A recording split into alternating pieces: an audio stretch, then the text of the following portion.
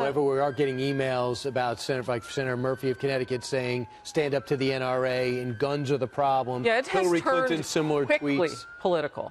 Quickly political. And it'll get to that later this week, as you just mentioned. You know, surely we're going to hear additional statements, particularly from those on the left, going to the conversation about gun I control. don't think they're going to wait till later this week. No, Well, they haven't. Hillary Clinton has already tweeted several times about the NRA, and they're politicizing this while people are still in surgery and dying.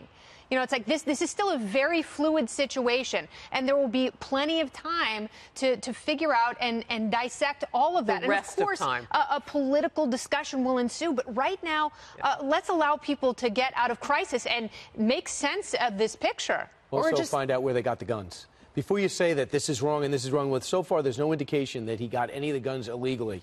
Well, and we also know from law enforcement, this guy seemed to have no background with them. They had no knowledge of this guy previously. He did seem to pop up out of, I mean, at one point I was watching one of the previous news conferences, and it wasn't just that he didn't have a record.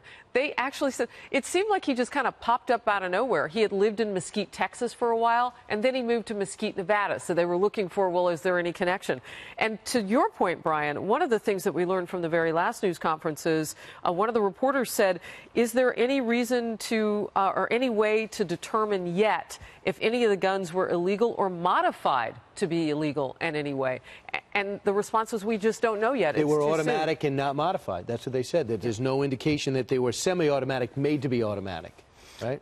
Well, and that's the concern as well, is, you know, too often when things like this happen, there's this rush to, you know, judgment or a rush to partisan politics, when there's so many answers that we just don't have right now. And to Kennedy's point, there are people who are grieving right now, who have lost a loved one or don't know if a loved one is going to survive. There are people who are bleeding and fighting for their lives. Which, by the way,